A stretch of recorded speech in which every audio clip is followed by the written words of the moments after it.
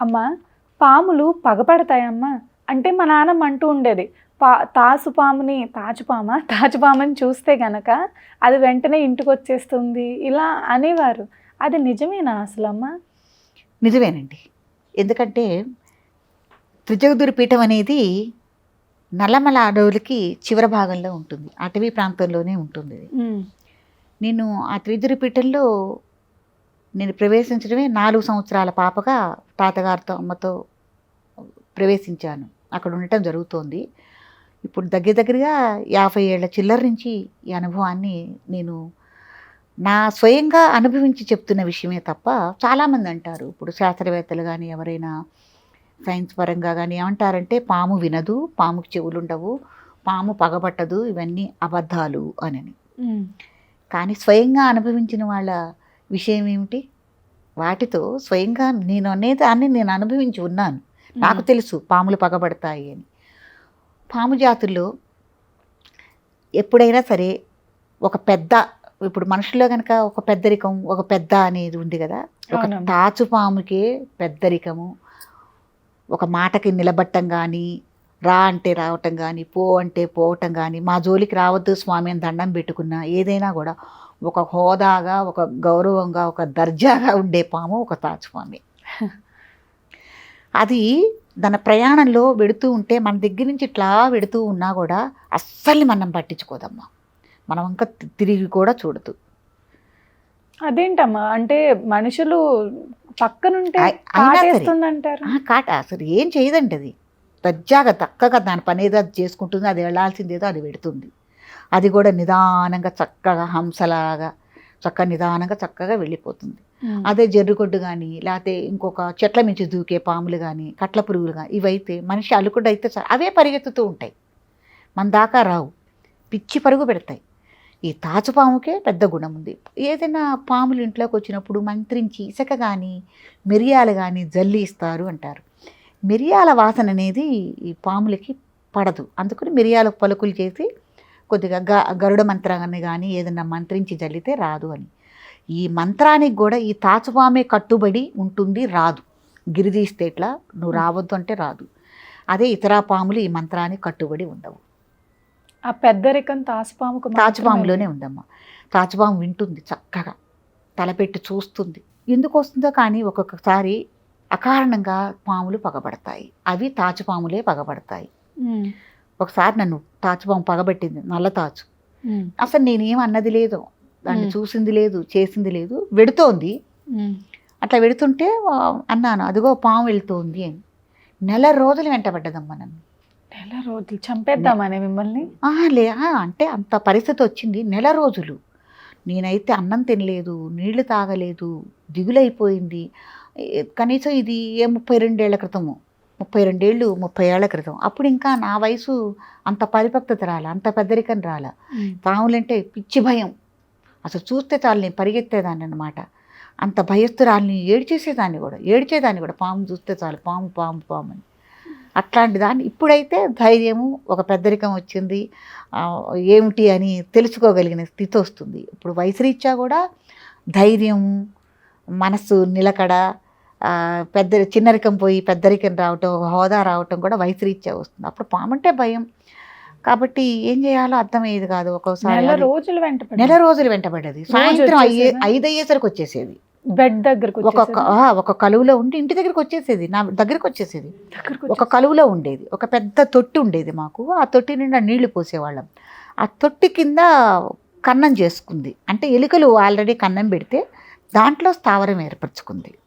నేను చేసిన తప్పేమీ లేదు. అదిగో పాము అన్నా మొదటి రోజున, అదిగో పాము ఉంది వెడుతోంది అన్నాను.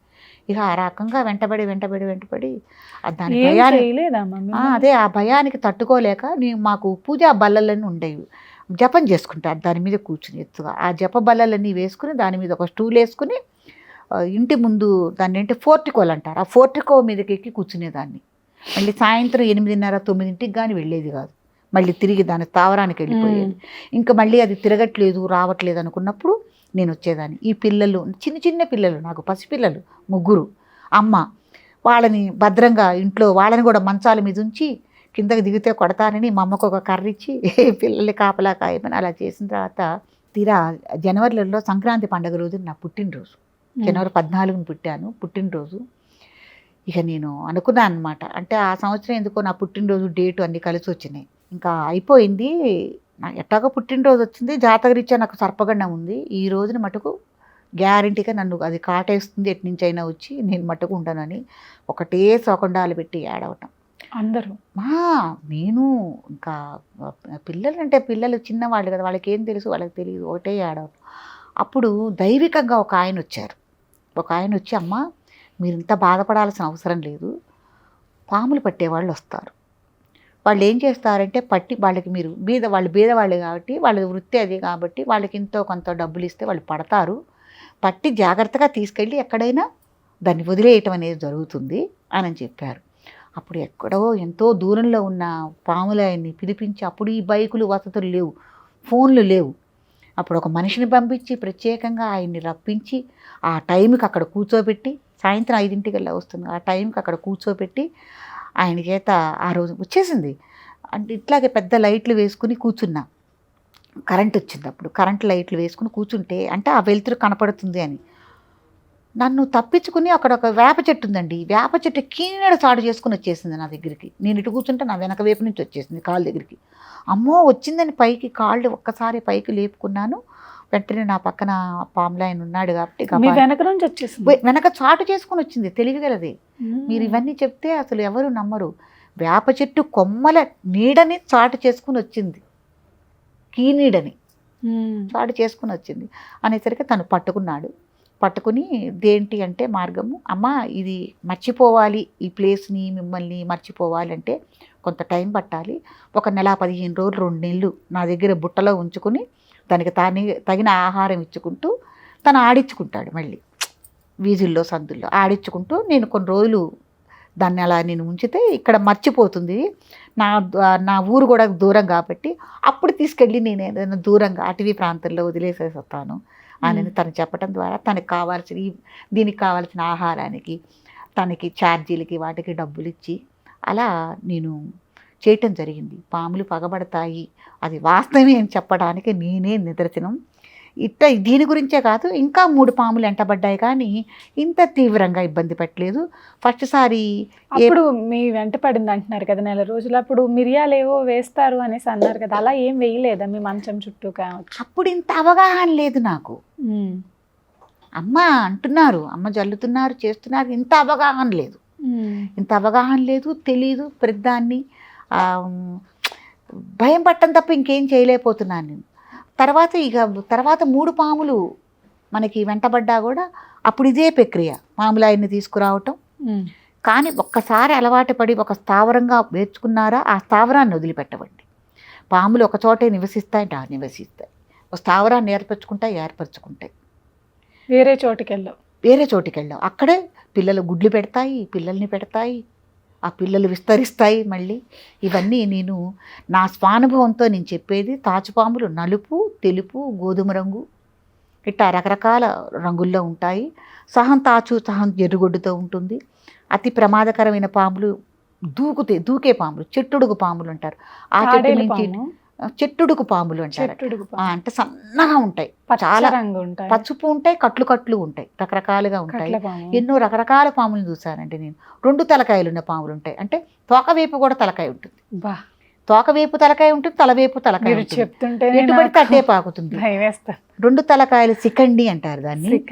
దాన్ని పట్టుకుని ఎక్కువగా ధాన్యపు గాదులు అనేవాళ్ళు ఇదివరకు, అంటే ఒడ్లు నిలవ చేసేవి గాదులు. అది లక్ష్మీ ప్రాప్తి, లక్ష్మీ రూపం అని దాన్ని పట్టుకుని కరవదు, అది ఏం చేయదు, విషపూరితమైనది కాదు. చక్కగా తీసుకెళ్ళి ఆ గాదుల్లో వేసుకుంటారు దాన్ని, అట్లా వేసుకునేవాళ్ళు. ఎటుబడితే అట్టే నడుస్తుంది. దాన్ని 2 తలకాయల సికండి అంటారు. కాబట్టి పాములన్నీ పగబడతాయి, వెంటబడతాయి. విషపూరితమైనవి ఉన్నాయి, విషం లేనివి ఉన్నాయి. చెట్టుడుగు పాములు, మరి చెట్ల మించి దూకే పాములు, అవి కూడా పగబడతాయి, అవి డేంజరు. ఎక్కడైనా పాములు ఒక చోటకు వచ్చాయి, ఒక 4-5 రోజులు తిరుగుతున్నాయంటే అది స్థావరం అక్కడ ఉన్నట్టే. కాబట్టి దీన్ని గుర్తుంచుకుని తగు జాగ్రత్తలు తీసుకోవాలండి. ఎప్పుడైనా వేసం కాలము, ఎవరైనా మంచినీళ్ళ కుండలు పెట్టారు, ఇట్లాగా అటవీ ప్రాంతంలో ఉన్నారు మీరు అన్నప్పుడు ఇదివరకు వేసంకాలం ఉన్నప్పుడు కుండలు పెట్టి, కుండలు బాణలండి, ఇంకా పెద్ద సైజు అయితే బాణలు అంటారు, వాటిల్లో నీళ్లు పోస్తే వచ్చే పోయే వాళ్ళకి కానీ అతిథులకు కానీ ఇవ్వటానికి నిండా నీళ్లు పోసి ఉంచితే దాని కింద కొంత ఇసుక పోసేవాళ్ళు కుదురుగా ఉండటానికి. ఇసుక కింద ఆ బాణలకి ఈ చల్లదనానికి తాచుపాములు చుట్టుకున్న సంఘటనలు నేను చూశాను. చూస్తే ఒక మాదిపాడులోనే మా చిన్నతనంలో స్కూల్కి వెళ్ళొచ్చాడు బాబు. ఒక ప్యాస్ బెల్లని కొట్టేవారు కదా, వాళ్ళది కొద్దిగా కొట్టు కూడా, తినుబండారాలన్నీ ఉంటాయి, తింటానికని వచ్చాడు ఒక బాబు. ఆ మంచినీళ్ళు తాగటానికన్నా బాణ దగ్గరికి వెళ్ళి ముంచుకున్నాడు గ్లాస్తో నీళ్లు. ఆ బాణకు చుట్టుకుని పడుకుని ఉంది, ఈ మడమ దగ్గర వేసింది, స్పాట్లో పోయాడు బాబు, ఒక్కడే బాబు. కాబట్టి ఎన్ని సంవత్సరాలమ్మా బాబు? అప్పుడే ఏముంది, 2వ తరగతో 3వ తరగతి చదువుతున్నాడు, చిన్న పిల్లాడే కదా. ఒంటేలు వెళ్ళకని వచ్చి ఏవో తింటానుకొని వచ్చి గ్లాసులో మంచినీళ్ళు ముంచుకుంటే, దగ్గరే స్కూల్ పక్కనే వాళ్ళ ఇల్లు. కాబట్టి ఇట్లాంటి సంఘటనలు చాలా జరుగుతాయి. మాదిపాడులోని, మాదిపాడు గ్రామంలోనే జరిగింది. నాకు ఊహ తెలిసిన తర్వాత జరిగింది. చాలా బాధపడ్డాము. అసలు వాళ్ళకి ఒక పిల్లాడు, 2 ఆడపిల్లలు, 1 మగ పిల్లాడు. ఇలా జరిగిన సంఘటనలు చాలా ఉన్నాయండి, చాలా ఉంటాయి. కాబట్టి తగిన జాగ్రత్తలు మనం తీసుకోవాలి. పాములు మనిషిని కరవటానికి ఇంకో కారణం కూడా ఉంది. పాములకి కూరల్లో కోడి వయసు పాము అంటారు. అంటే చిన్నపిల్ల దశ నుంచి పెద్దదానికి వచ్చే మధ్యలో ఒక దశ కోడి వయసు పాము అంటారు. వాటికి పళ్ళల్లో ఒక రకమైన దంతాల్లో, ఈ గవదుల్లో ఒక రకమైన తీపు బాధ ఉంటుందన్నమాట. ఆ బాధ నివారణ కోసం ఏ జంతువునో, ఏ మనుషునో, దేన్నో దాన్ని కాటేయాలి. వేస్తే కానీ అది నివారణ కాదు. అందుకని కొంత అకారణంగా కూడా మనుషుల వెంట అవి పట్టం అనేది జరుగుతూ ఉంటుంది. ఎప్పుడైనా పొలాల్లో కానీ ఎక్కడైనా మీకు పాము వెంటబడ్డది అన్నప్పుడు భయపడకుండా, ఒకవేళ భూమి కనుక దున్ని ఉంటే, ఇట్లా మెలికలుగా ఉంటూ భూమి నాగలి చాలతో దున్నుతారు, ఆ దున్నిన నేలలో మీరు పరిగెత్తండి, పాము తొందరగా రాలేదు. ఎందుకంటే అది ఎక్కి వచ్చేసరికి లేట్ అవుతుంది. కాబట్టి కొన్ని సూచనలు, సలహాలు తీసుకోవటం. ఇప్పుడు హోమియోపీల్స్ కానీ ఏదన్నా మందులు కానీ దగ్గర పెట్టుకోవడం. కరిచిన వెంటనే చచ్చిపోతారు కదమ్మా, చనిపోకుండా ఉండటానికి ఏం చేయాలి? ఎక్కడైతే కరిచిందో ఆ భాగాన్ని తెలియగల వాళ్ళైతే ఆ నెత్తుర్ని నోటితో పీలవాలి, పీల్చి ఊయాలి. దాంతోపాటు విషం అనేది పోతుంది. ఎక్కడైతే కాలికి కానీ చేతికి కానీ అక్కడ కరిచినప్పుడు అక్కడ గట్టిగా ఒక కట్టు కట్టాలి దానికి ముందు. అంటే మెదడుకిను మిగతా నరాలకి, గుండెకి ఎక్కకుండా. ముందు విష ప్రభావం గుండె మీద, కిడ్నీల మీద చూపిస్తుంది. కాబట్టి తగు జాగ్రత్తలు తీసుకుంటే. పాముని చంపేస్తూ ఉంటారు కదమ్మా, ఇలా వెంట పడుతుంది అంటున్నారు కదా, గొమ్మని కర్రిచ్చుకుని కొడితే చచ్చిపోతుంది కదా, వాళ్ళకి తెలియకుండా చంపేస్తూ ఉంటారు. ఆ ప్రభావం తరతరాలుగా ఏమైనా దోషం ఏమైనా పడుతుందంటారా మిగిలిన కుటుంబ సభ్యులకి? అయ్యో తప్పకుండా అండి. పామునే కాదు, ఏ జంతువునైనా దేన్నైనా మనం హింసించకూడదు. మీకు పాము దాకా పోతున్నారు, బల్లిని చంపితే చాలా పాపం తెలుసా అండి. బల్లిని చంపిన పాపం గుడి కట్టినా పోదు అంటారు. పాముల దాకా పోయారు, బల్లిని చంపితే ఆ పాపం తెలియకుండా చేస్తుందమ్మా.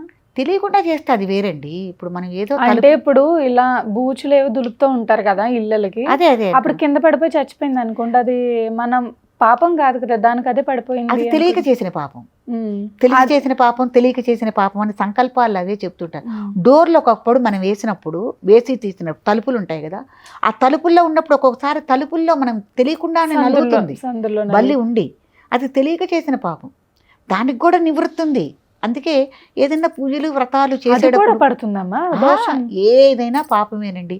అందుకే మహాసంకల్పాల్లో మీరు సత్యనావ్రతం చేసుకోండి, పూజలు చేసుకోండి, ఏమన్నా చేసుకోండి, సంకల్పాలు చెప్తారు. చెప్పినప్పుడు తెలిసి చేసిన పాపం, తెలియక చేసిన పాపం, ఈ పాప నివృత్తులు అనని మనం అక్కడ సంకల్పాలు చెప్పుకోవటం. అందుకే ఈ పూజలు, వ్రతాలు, ప్రతిష్ఠలు, పూజాది కార్యక్రమాలన్నీ చేయించడం కూడా అందుకే. కాబట్టి దోషమే. తర్వాత మీరు పాముని చంపితే, పూర్వీకులు ఎవరైనా చంపినా కూడా వంశపారపర్యంగా దోషం వస్తుందా? తప్పకుండా వస్తుందండి. ఆ ప్రభావం చాలా ఉంటుంది. ఆ వంశంలో ఎవరు ఏ పామును చంపినా కూడా దోషమే, అది తరతరాలకి ఉంటూనే ఉంటుంది. అది ఎలా పోగొట్టుకోవాలమ్మా? పోగొట్టుకోవటం సరే, ఆ పామును చంపిన దోషం ఉంది ఈ కుటుంబంలో అని చెప్పటానికి సిగ్నల్స్ ఉంటాయి. అది మీరు గమనించుకోవాలి. పామును చంపిన దోషాలు ఉన్నాయా అంటే ఉన్నాయి. ఎలా ఉన్నాయి? దాన్ని మీరు ఎలా గమనించుకోవాలంటే, ముఖ్యంగా పిల్లలు పుట్టిపోవటం. గర్భస్రావాలు అవటం, అంగవైకల్యంతో పిల్లలు పుట్టటం, చెముడు లాంటివి రావటం, తర్వాత ఇంట్లో ఉన్న పిల్లలు ఎవరికైనా చెవులోంచి చీము కారటం, దంపతుల మధ్య సఖ్యత లేకపోవటం, పొలంలో పంట కానీ ఏదైనా వ్యవసాయం అయితే పంట కలిసి రాకపోవటం, ఆర్థిక ఇబ్బందులు. ఆ తరంలో కొన్ని తరాల మించి వాళ్ళకి డబ్బుకి కానీ దేనికి కానీ కొద ఉండదు, చక్కగా మంచి స్థితిపడిలో ఉంటారు కదా, వాళ్ళకి ఆస్తులన్నీ తరిగిపోవటం, కర్పూర హారతిలాగా తరిగిపోతూ ఉంటాయి, ఆస్తులు ఉండవు, బీద స్థితికి వచ్చేది. ఇవి గమనించుకోదగ్గ విషయాలు. ఇవి పామును చంపే దోషాలే ఇవి, ఇలాగే ఉంటాయి. కాబట్టి గమనించుకుంటే ఇవి సర్పదోషాలే. ఇప్పుడు 7 తరాల నుంచి ఎవరైనా మేము పామును చంపాము చంపలేదని చెప్పకపోవచ్చు, తెలియకపోవచ్చు, కానీ ఇవి ఉన్నాయంటే సర్పదోషాల కింద మనం పరిగణకు తీసుకోవాలి. పామును చంపిన దోషాలు ఇవి. అప్పుడు దాన్ని ఎలా పోగొట్టుకోవాలమ్మా? అసలు పోగొట్టుకోవాలి అంటే జాతకంలో కూడా తెలుస్తుంది, ఎవరో పూర్వీకులు పామును చంపారు, జాతకపరంగా ఉన్నాయి, సర్పదోషాలు ఉన్నాయని. తర్వాత సిగ్నల్స్ ఇట్లా ఉన్నాయి కాబట్టి ఏదైనా సర్పానికి సంబంధించిన సర్పశాంతులు చేస్తారు, సర్పశాంతి అంటారు, సర్పశాంతిని చేయటం అంటే ప్రతిష్ఠ కూడా చేయించుకోవాలి. నాగప్రతిష్ఠ చేసుకోవచ్చు, ముందు సర్పశాంతి చేయించాలి. ఎలా అంటే ఒక గోధుమ పిండితో సర్పాకృతిని తయారు చేసి బ్రాహ్మలు యథావిధిగా అందుకేనండి పాముని ఒకవేళ మనం చంపాల్సిన పరిస్థితి వచ్చి కంపల్సరీ చంపితే గనక మనం దాన్ని యథావిధిగా, అందులో ముఖ్యంగా తాచుపాము విషయంలో దానికి నోట్లో ఒక కాయను పెట్టి యథావిధిగా దహన సంస్కారం చేయాలి. ఏ కాయను పెట్టాలి? రాగి కాయలు దొరికితే, లేకపోతే ఇప్పుడు మామూలు పైసలు కదా, రూపాయి కాయను కానీ 2 రూపాయల కాయను కానీ పెట్టి దహన సంస్కారం తప్పకుండా చేయాలి. ఒకవేళ అట్లాంటి పరిస్థితి వచ్చింది, తెలుసో తెలియకో చేశాము, లేదు రోడ్డును వెళ్తుంటే ఒక్కోసారి మనం కారు కింద కానీ బైక్ కింద కానీ పాములు చనిపోతూ ఉంటాయి, అది చూసుకోండి మీరు, అది తాచుపామా ఏంటో చూసుకోండి. చూసుకుని మీరు ఎక్కడైతే తగిలిందో అక్కడ నిలబడి మీకు టైం కేటాయించుకునైనా సరే దానికి అక్కడ పుల్లలు గిల్లలన్నీ చేర్చి దహన సంస్కారం చేయండి. తప్పకుండా దహన సంస్కారం చేయకుండా మటుకు ఉండకూడదు.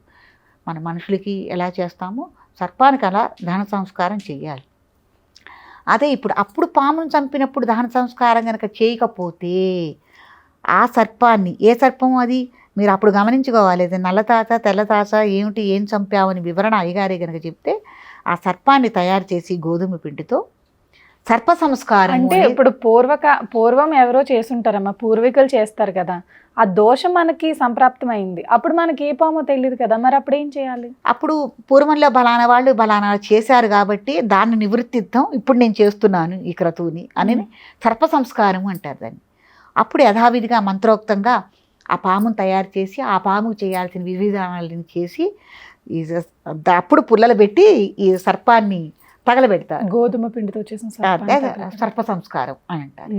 కాబట్టి సర్ప సంస్కారం తప్పకుండా చేసుకుని తీరాలి. ఎప్పుడు ఆ పాముకు అప్పుడు ఆ క్రతువు వీళ్ళు కనుక చేయకుండా ఉన్నట్టయితే ఆ సర్పశాపాన్ని మనం అనుభవిస్తున్నాం అనుకున్నప్పుడు ఇప్పుడైనా చేసుకోవాలి. మంత్రోక్తంగా గోధుమ పిండితో తయారు చేసి చేస్తారు, వివిధ క్షేత్రాల్లో చేస్తున్నారు, అట్లా మన త్రిజురిపీఠంలో కూడా చేయటం జరుగుతుంది. సర్ప సంస్కారం చేసుకున్న తర్వాత నాగప్రతిష్ఠా కార్యక్రమం చేసుకోవాలి. చేసుకుంటే పాప నివృత్తి అవుతుంది. అప్పటి నుంచి వీళ్ళు కొద్దిగా పుంజుకుని కాస్త డబ్బు సంపాదనలో కానీ వ్యాపారంలో కానీ పిల్లల విషయంలో కానీ అన్ని సర్పదోషాలు పోయి ఎట్లా నిదానంగా ఈ సర్పదోషాలు మనకి వచ్చాయో అలాగే నిదానంగా పుంజుకోవటం కూడా జరుగుతుంది. ఇది క్రతువు చేశాం కదా, ఒక నెలలోనే మేము ఐశ్వర్యవంతులు అయిపోతామా, మాకు నివృత్తి జరుగుతుందా అంటే అలా ఆశించద్దు. ఎలా అయితే వచ్చిందో అలాగే నిదానంగా పెడుతుంది. ఇప్పుడు జ్వరం వచ్చిందమ్మా, వచ్చింది 2 రోజుల ముందు నుంచే మనకి కాస్త ఒళ్ళు నొప్పులు, తలకాయ నొప్పి, అలా మనం కొద్దిగా బడలిగా ఉండటం, తర్వాత జ్వరం రావటం, చలి రావడం జరుగుతుంది. మనం బిళ్ళ వేసుకున్న తర్వాతగా అదే పొజిషన్లో తగ్గుకుంటూ పెడుతుంది. ఇది కూడా అంతే, మనం ఏదైతే క్రతువు చేస్తామో వెంటనే ఆశించకూడదు. అది అలాగే నిదానంగా వెళ్ళి ఈ పిల్లలు పెరిగే కొద్దీ వీళ్ళు మళ్ళీ ఐశ్వర్యవంతులై మామూలు స్థితికి రాగలుగుతారు. కాబట్టి తప్పకుండా ఇది మనం చేసుకుని తీరవలసింది. జీవితంలో అంటే సిటీలో ఉండేవాళ్ళు ఏమో కానీ పల్లెటూళ్ళలో చాలా మటుకు సహజంగా సర్పాల జోలికి వెళ్లకుండా ఎవరు ఉండలేరు, వాళ్ళకి తప్పదు. మరి కొన్ని విషయాల్లో మీరు చెప్తే నమ్ముతారో నమ్మరో అండి, గ్యాస్ సిలిండర్కి ఒక కుదురు అని ఉంటుంది, అంచు కడతాడు. గ్యాస్ సిలిండర్ ఉంటుంది కదా, సిలిండర్కి అడుగున మనం నిలబెట్టడానికి ఒక కుదురు కడతాడు. ఆ కుదురుకి మళ్ళీ అది మరి వాళ్ళు అంటే గాలిపోవటానికో ఏమో మళ్ళీ 3 బెజ్జాలు వేస్తాడు ఆ కుదిరికి అడుగున. పాము ఎంతటి సన్నటి బెజ్జంలోని ఎంత పెద్ద పామైనా దూరుతుంది. అది మీరు నమ్మొద్దు. పాము మీరు కనపడలేదంటే ఎంత సన్న బెజ్జంలో అయినా దూరుతుంది, ఎంత చోట్లో అయినా ఇముడుతుంది పాము. ఎలా అమ్మా అది లావుగా ఉంటది కదా? వంటింట్లో దొరబడ్డది ఒకసారి నాకు పాము. ఎక్కడ వెతికినా కనపడలేదు. తీరా వెతికితేనండి గ్యాస్ సిలిండర్ కింద పెద్ద తెల్ల తాచు దాని కింద చుట్టేసుకుని పడుకుని ఉందండి.